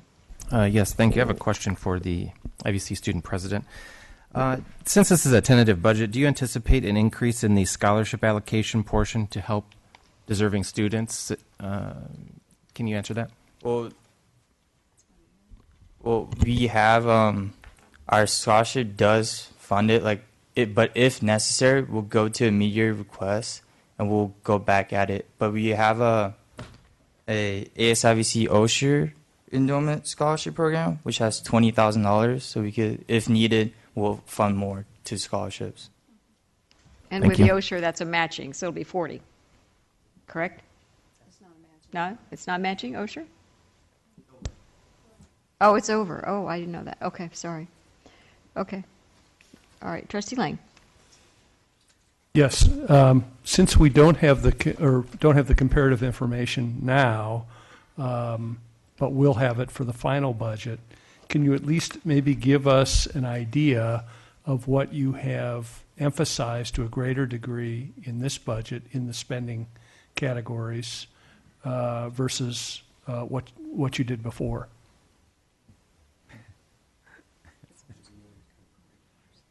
Yeah, it will be our co-curricular programs pretty much. I didn't hear you. Speak into your mic. Oh, sorry. It will be our co-curricular programs pretty much. Okay. Okay. All right, thank you. Seeing no further. Oh, Trustee Wright has a comment. Just one other comment. Do you talk with your fellow comrades or students at Saddleback College to compare what you're doing, or are you separate? What we do. Because I've noticed a couple other discrepancies here, like But we all have our. programs, 216,000 at IVC, and then at Saddleback $35,000. That seems like a. Yeah, no, it's Todd's right. comment. So. Yeah. Okay. Okay. All right. So, seeing no further comments or questions, let's have a motion to approve both budgets. And Second. moved by Trustee Lang, second by Trustee Milchecker. Let's vote, please. Trustee Jay is out of the room, so we will consider his vote. Pardon? His vote is an absent. So, can you mark that so that we can see the? Okay. Can you vote again? Vote again, please, everyone. Nobody's. It's not sticking. All right. Let's raise your. All right. Now it's going. Okay. Okay. All right. So it carries unanimously with one trustee absent and a student advisory yes vote. We are now at 6.3. This is the authorization for design build procurement at Saddleback College site. And I assume Brandy Delino will be presenting. Yes? Yes, we're going to have Randy come up and Okay. Go over this item.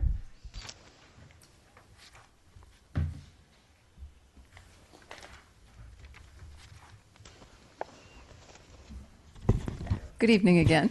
So previously you approved the use of design build as a delivery method, and each time that we want to apply it to a project, we ask for your approval for design build as a delivery method for that project.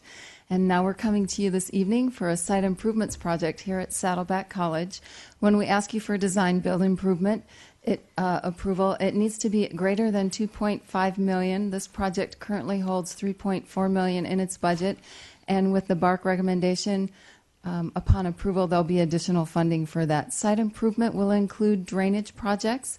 It'll include some improvements over at the quad, some parking lot improvements, and some improvements at the practice athletic fields. Question by Trustee Pendergast. Actually, do we have to have a motion before we discuss?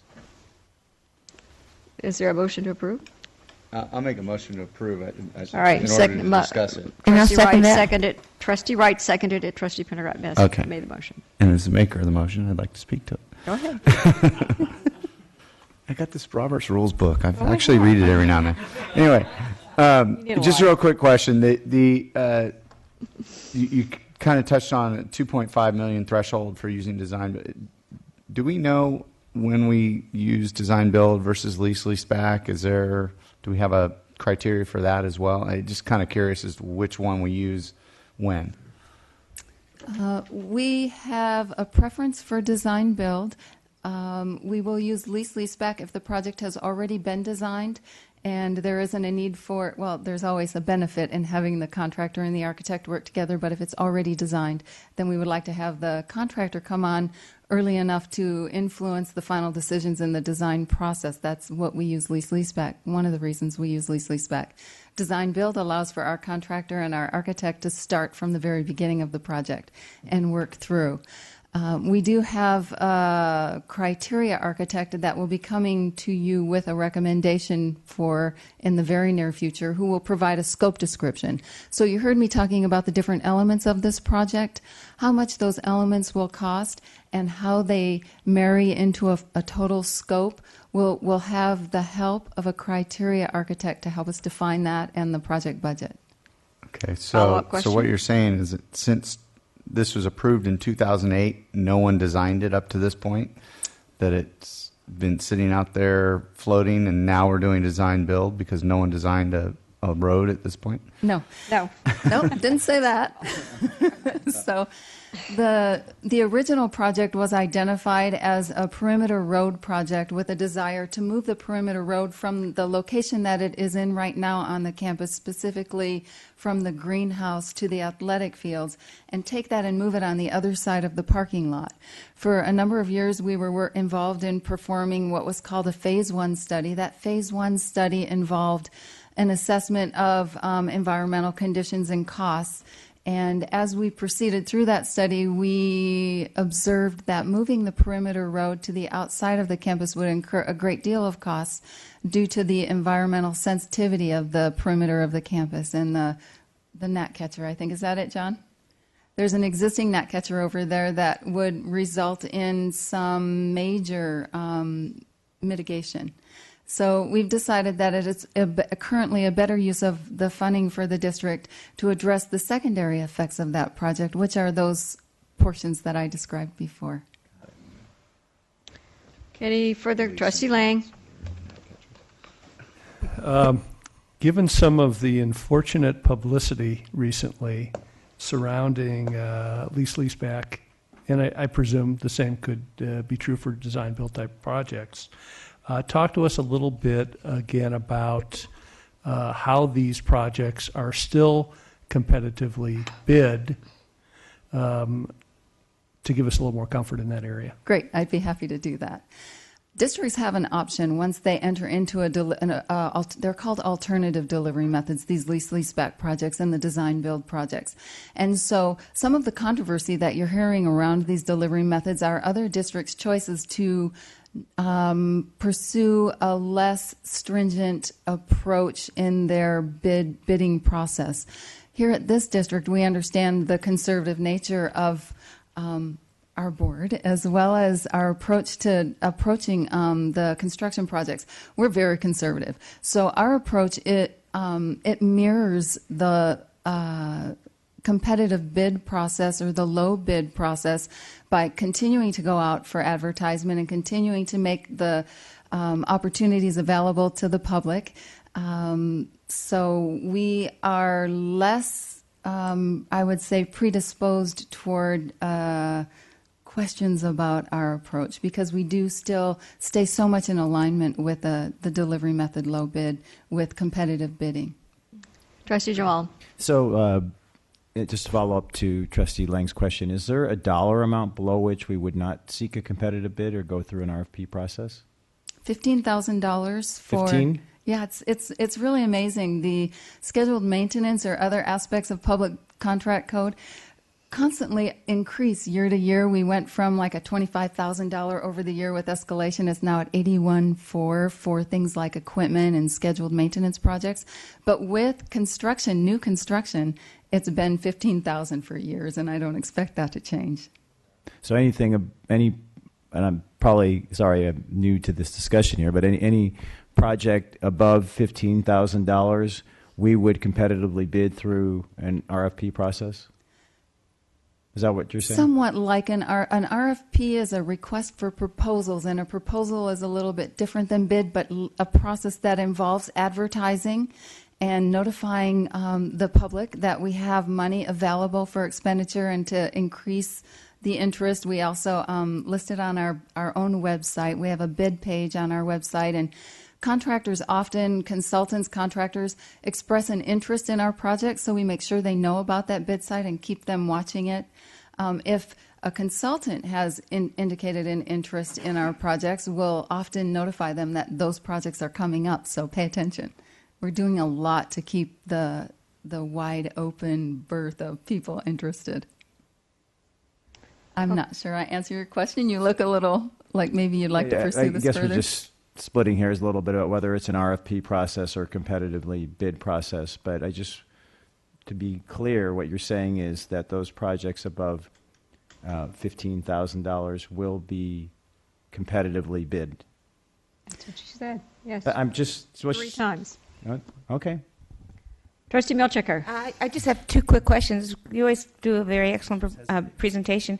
First of all, I want to know if you're working with an attorney on this, and which attorney, number 1. And number 2, just briefly, why do you like the design-build method of finance rather than lease-leaseback? You prefer design-build. You said we prefer that. I'm just wondering why you prefer it. Thank you.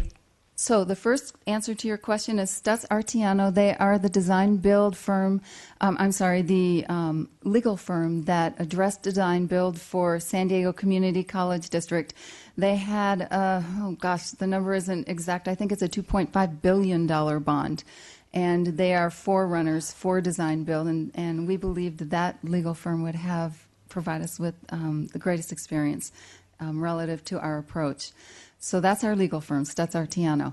Our preference for design build over lease-leaseback is the early involvement, the early teamwork between the architect and the contractor. It starts basically from the day we define the scope. Before anything is designed, they're sitting at the same table and making decisions together. So a contractor has an opportunity to say, wait a second, we can save you money if you approach the design from this perspective. So we prefer that. Sounds okay. And so we seeing no other comments, let's we have a motion, right? So let's vote on the item. Carries unanimously with student advisory yes vote. We are at 6.4. And this is board policy for discussion and approval. Move to approve. Trustee Prendergast moved approval. Trustee Wright seconded. Any comments or questions before we vote on this item? Seeing none, let's vote on the item. Carries unanimously with the student trustee advisory yes vote. 6.5, these are policies for review and study, and there is no vote needed. Do I have any comments or questions? Trustee Lang. Speak into your mic, please, Trustee Lang. Yes, just wanted to comment on Board Policy 164, which is the first one, and make certain that it is noted that this item does involve an increase in trustee stipend from $400 to $750 per month, and a student trustee increase from $200 to $375 per month.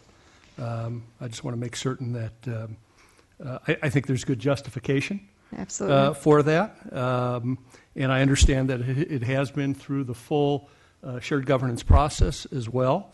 But just I think it's important that public knows that we're doing this. So. And I think the public needs to know that we have been authorized under the code for at least 4 years to give ourselves a raise and have not done so because of the budget. So we have, I think, been more than prudent on this matter. And the Chancellor just reminded me we do have to have an action on this to accept for review and study. So with that, I'll have a board member who would like to make that motion. So moved by Trustee Jamal, seconded by Second. Trustee Milchecker. All right. Any other comments or questions on these items? I do have one on the last item, which is, let me see, where are we? I'm sorry, next to last items, 4017, child abuse reporting.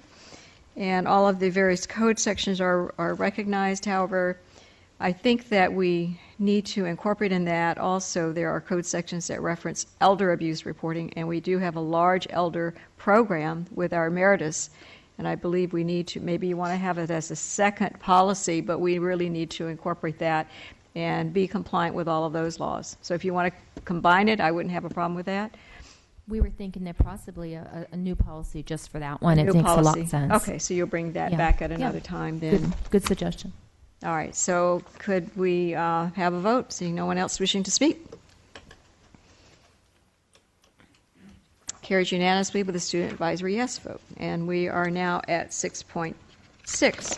This is a request to rescind a fall sabbatical leave. And the Chancellor recommends that we do rescind this. Do you want to make any comments? So moved by Trustee Lang, seconded by Trustee Wright. Comments or questions? Seeing none, let's vote on the item. Trustee carries unanimously with the student advisory yes vote. 6.7, academic personnel actions. Any changes?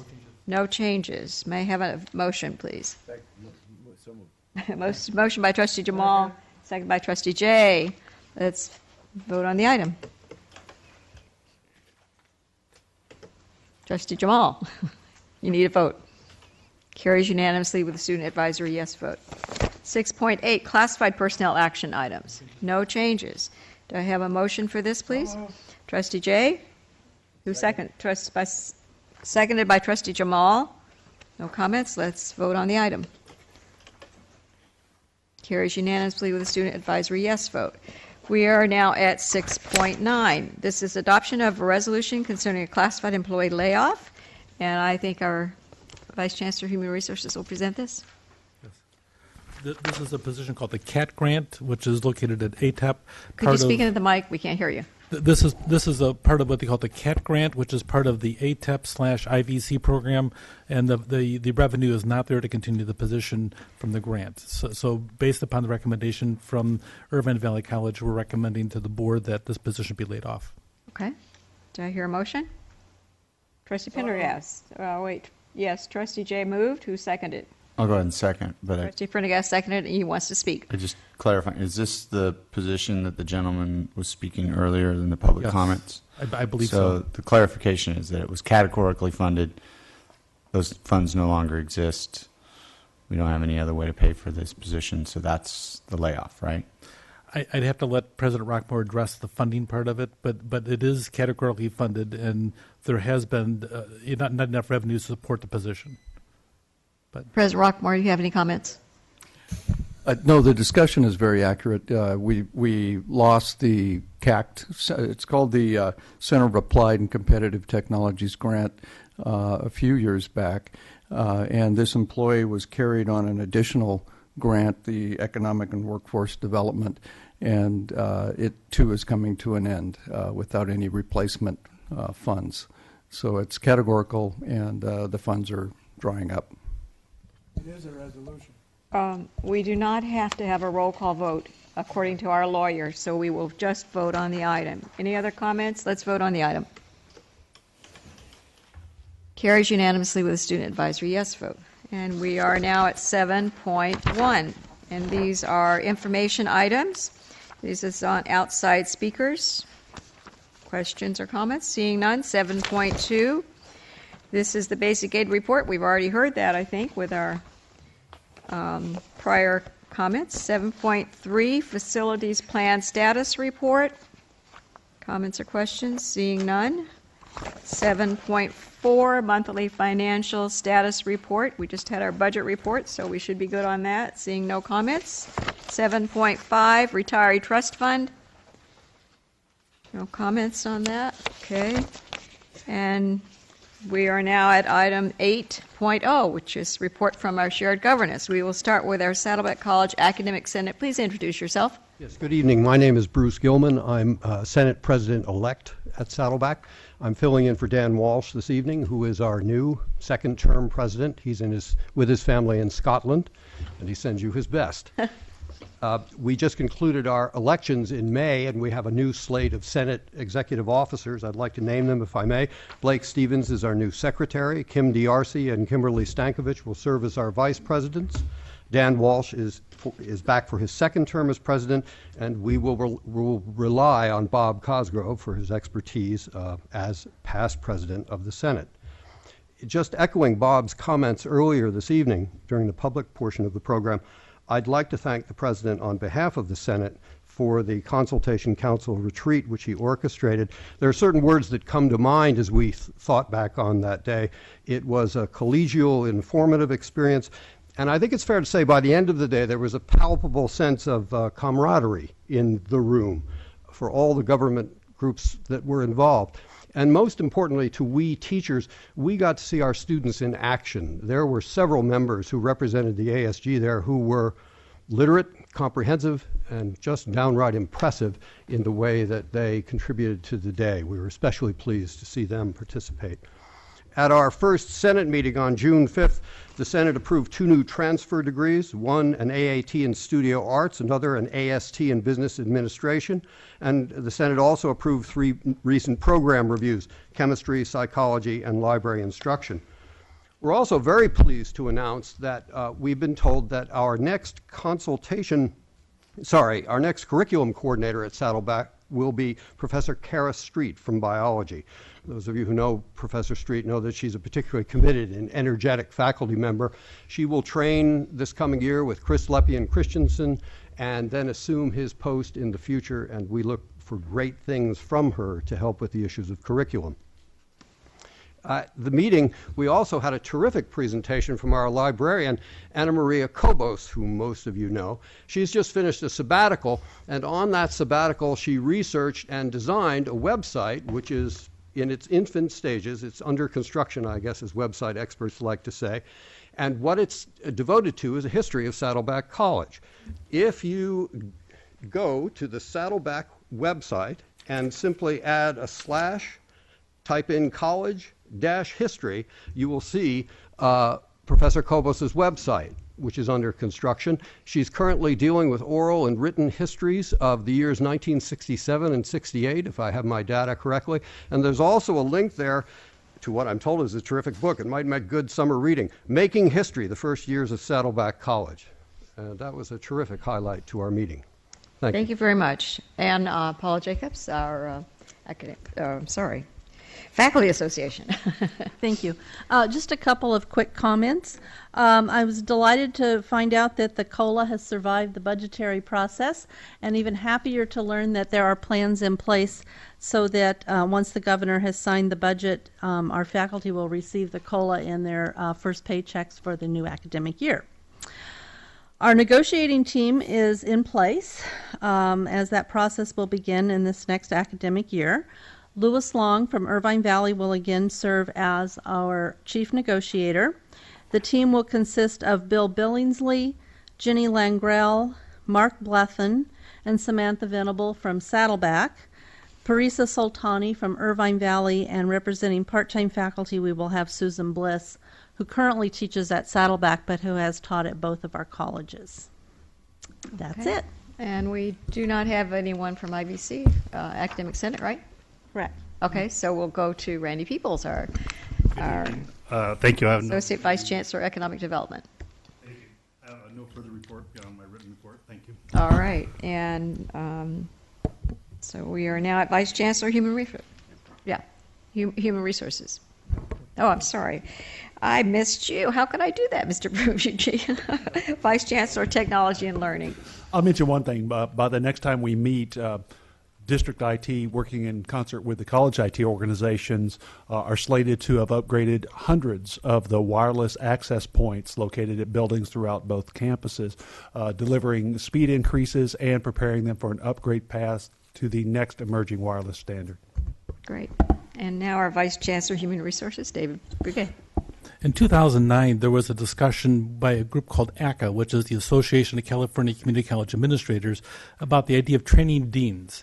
that got put off in the back shelf, but it's been dusted off basically at a lunch I had with Dean Wright about a year and a half ago with him and Kevin O'Connor back when he was a dean about what makes a great dean, because we had a couple bumps in the road here in our district. So we talked about developing a core curriculum, and so at this next week there'll be the ACA board meeting, and we expect the ACA board to formally announce the launch of the Great Dean program for full implementation in 2014. So from small beginnings, things happen. Todd Burnett also lobbied on the side with Susan Bray, the director, as well. So this has been a long time coming. The surveys we did to gather data for this came from a statewide survey of chief executive officers, chief instructional officers, chief student service officers. So we have a good database to draw from for that. So it'll be something good, not only just for us as a district, but also for the entire state. Wonderful news. Thanks. Our Vice Chancellor of Business Services. Just a quick recognition of David Kachatrian, Carol Hilton, and Kim McCord for the work that they did on the tentative budget. With the feedback that was going on the microphone over there, I was a little bit remiss in not recognizing them. They do such a great job in putting the budget together. It makes the presentation very easy. It's a lot of work to pull that together and to get the budget in place. Can we ask them to stand and be sure recognized since you named them? Please stand.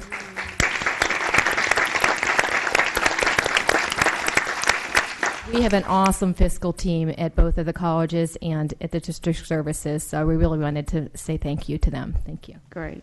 And our IVC Classified Senate, Dennis Gordon. Thank you. Just wanted to say that last week I was able to attend the Classified Leadership Conference in Sacramento along with 4 of our other officers.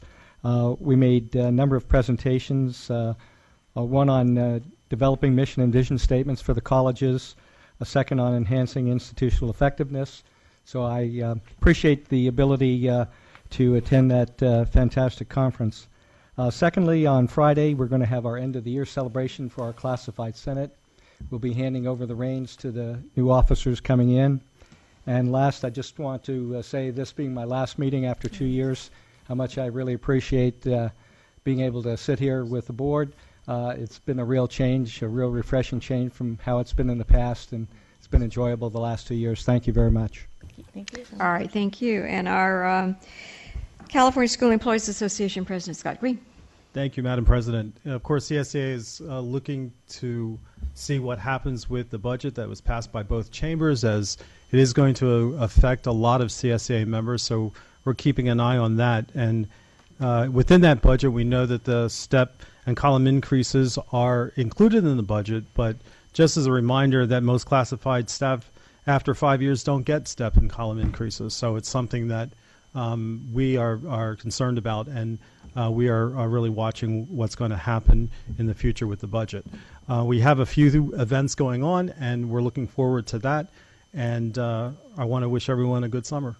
Okay, thank you. And now we are at Saddleback College, Classified Senate, Don Minio. Thank you. And now you know why we look forward to a COLA increase, even if it's 1.5 something. This is my last meeting as well, so my sentiments, as Dennis said. This year also you'll meet Mike Sauter, who will be the president. I already introduced him, and Dennis Tloslavsky is in the back. Hopefully I pronounced his name better this time. And he'll be the president-elect, so you'll actually see him after Mike's term. Then we have Craig O'Connor at Admissions and Records at Saddleback College as our member at large. No one likes that title, like I said last month. And Larry Parras from the EOPS office will be the treasurer. And then we have some open offices, and then Mike will tell you about those once they appoint him. Mike also will be attending the district-wide planning. Last Friday, I was actually kind of dragged along by the ear by a part-time counselor to our wonderful armed services recruiting offices right across the way. Her name is Dr. Rebecca Morgan, and she's a pleasure to work with. But more importantly, she's known throughout this county as an expert in veteran services. As soon as I walked through the door, everyone, including everyone with officers' uniforms, came over and gave her a hug and a kiss. And from there, I found out that she's very respected. So I, of course, asked everyone in the office about how you run the U.S. military. That's how courageous I am. And know how much these officers actually know the people in their jobs and the roles that they portray.